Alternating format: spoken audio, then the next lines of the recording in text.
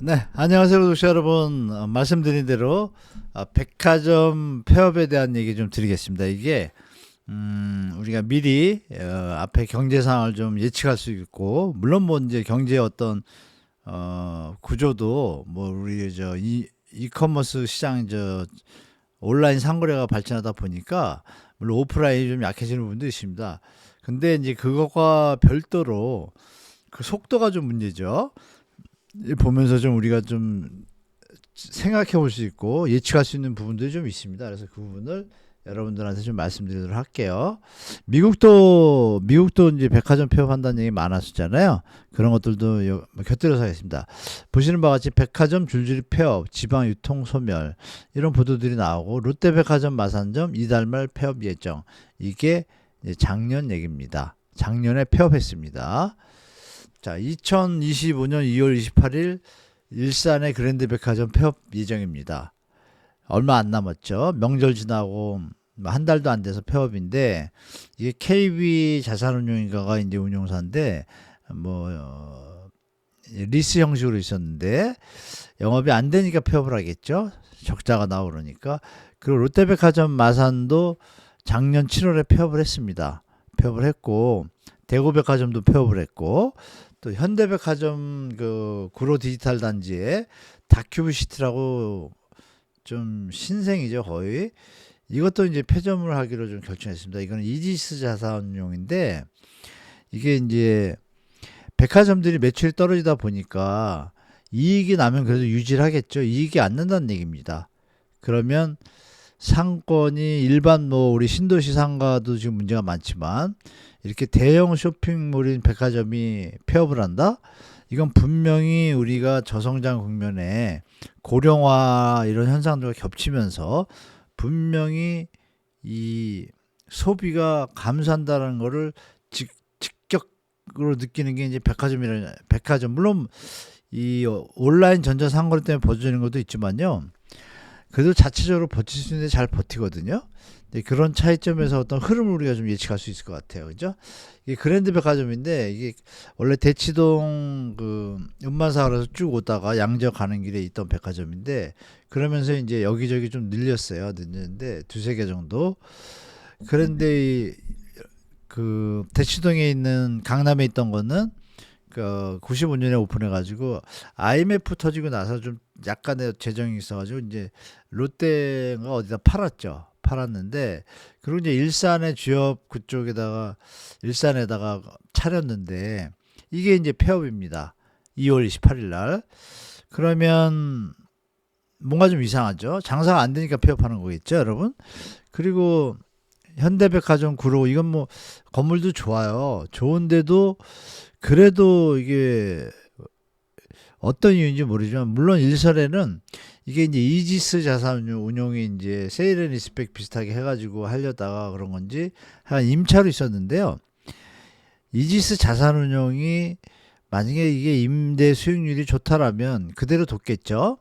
그런데 이걸 오피스 쪽으로 좀 개조하겠다, 뭐 용도 변경을 하려는 그런 계획이 있는 것 같아요. 근데 현대백화점도 마침 이게 만약에 그 물론 뭐 그 속내는 모르겠지만 여하튼 장사가 잘 되고 그런다면 임대 수익률을 맞춰준다면 갈 수 있지 않겠습니까? 그러니까 이런 부분도 우리가 현대도 이렇게 생각할 수 있고 롯데백화점 마산점은 이미 뭐 전국에서 좀 매출이 좀 적었습니다. 적었고 24년도에 이제 폐업을 했는데 롯데백화점은 또 몇 군데 좀 폐업할 계획도 가지고 있어요. 그럼 이런 현상들이 우리 경제에 이게 우리 고령화가 되고 사실 제 나이 또래 분들은 아실 거예요. 우리 30대부터 뭐 50대까지 정말 대한민국 그냥 역동성이 넘쳤거든요. 근데 뭔가 달라지고 있다는 걸 피부로 느끼고 있어요. 식당을 가도 느끼고 많이 바뀌었습니다. 이런 현상들이 이제 우리 한국 경제 곳곳에 스며들고 있다고 저는 보고 있습니다. 부동산도 예일 수는 없겠죠. 그래서 이 우리나라 3사 롯데현대 신세계가요. 아이러니한 게 그 양극화 백화점도 양극화가 벌어지는 거예요. 그래서 판교점하고 강남점 이렇게 돼 있잖아요. 현대백화점 판교하고 무역본점이 현대백화점이 15개인가 20개 정도 지점이 있는데 43점, 거의 반 정도를 그 두 개 지점에서 매출을 올려요. 그러니까 이게 양극화가 벌어지는 거예요. 지방의 어떤 경제 펀더멘털 약하고 연결되는 것 같아요. 신세계 백화점도 강남점하고 센텀시티점, 대구점 해가지고 세 군데가, 이것도 한 20군데 되는데 반을 넘어요, 매출이. 그러니까 다른 데는 정말 매출이 적다는 얘기잖아요. 그렇죠? 이 부분이 롯데도 마찬가지입니다. 소공돈점하고 본점하고 목동인가 거기 좀 잘 되고 나머지 안 됩니다.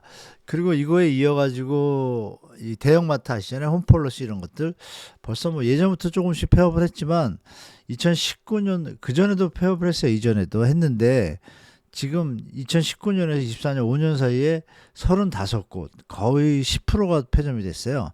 그리고 또 앞으로도 폐점할 계획입니다. 이 부분이 이 전자상거래가 오프라인에 어떤 아주 치명타를 입히는 것 같습니다. 그 와중에 우리가 저성장 국면에 들어가니까 이게 이제 더 타격을 보는 것 같습니다. 이거는 이제 상권의 뭐 몰락까지는 아니더라도 약세를 좀 보이는 거겠죠. 미국도 아시겠지만 작년, 재작년 뭐 2, 3년 사이에 파산했습니다. 그죠? SVB 그 은행 그 파산할 때도 미국 백화점, 이게 로드 테일러라고, 존 로드 테일러라고 제일 오래된 백화점입니다. 미국에서.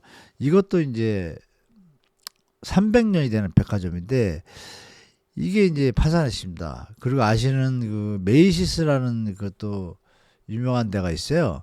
거기는 3년간 작년부터인가 재작년부터 시작해가지고 전체 매장 중에 30%한 4, 500개 되는데 150개를 폐쇄하기로 했습니다. 여기다 실직자들 많이 생겼어요.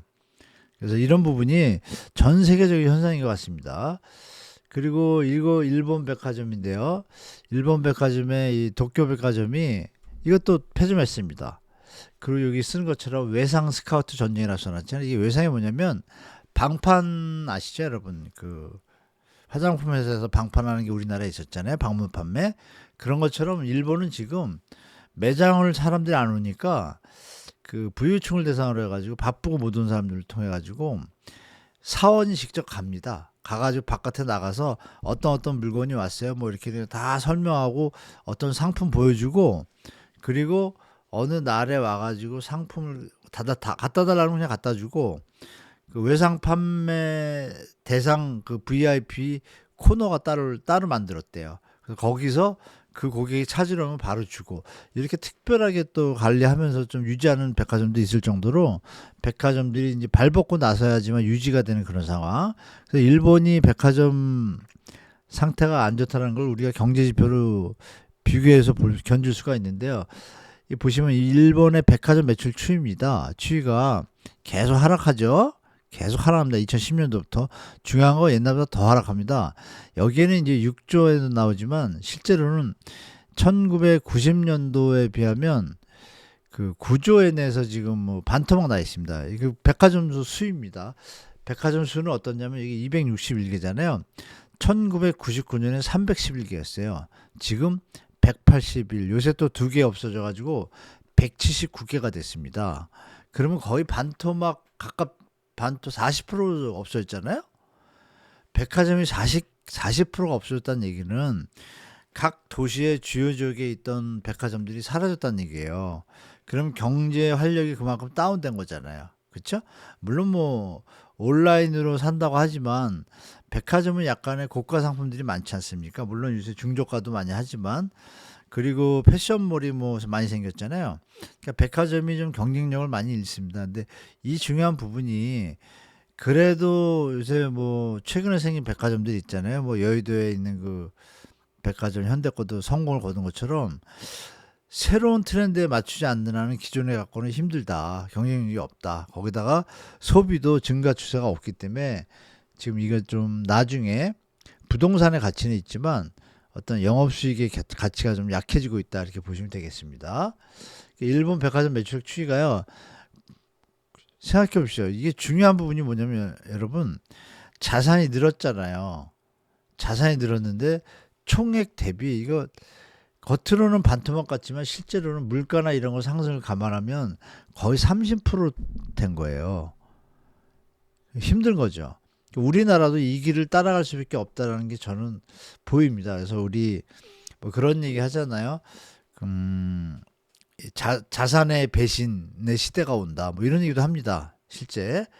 그래서 부동산으로 우리가 올인 몰빵이 돼 있는데 조정이 좀 중장기적으로 올 수도 있다는 거 좀 다시 한번 말씀드리고, 그리고 이 경제가 점점 펀더멘탈이 약해지고 젊은 층들 생산 연령인구가 좀 줄고 있잖아요.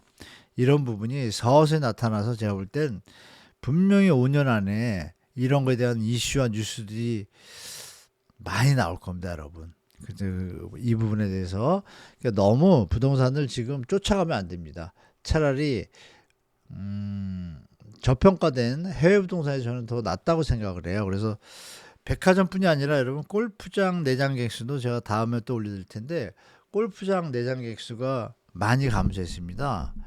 그런 경제 전반에 걸쳐서 여러분 뭐 요즘 식당 가시면 아시겠지만 뭐 유명한 맛집 줄 서는 집 빼고는 보통 일반 식당들이나 이런 데들이 예전 같지 않아요. 손님이 많이 없습니다. 그래서 올 연말에도 특수를 노렸거든요.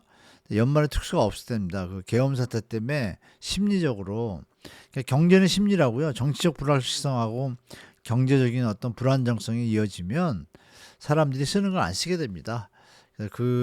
이런 저성장음으로 들어가는 것을 좀 염두에 두시고 부동산에 대해서 조금 너무 공격적으로 다가가시면 안 되고 안전하게 접근하시는 걸 다시 한번 말씀드리겠습니다. 자, 오늘 방송 시청해주셔서 감사드리고 설 연휴 명절 즐거운 명절 되시기 바랍니다. 끝까지 시청해주셔서 감사합니다.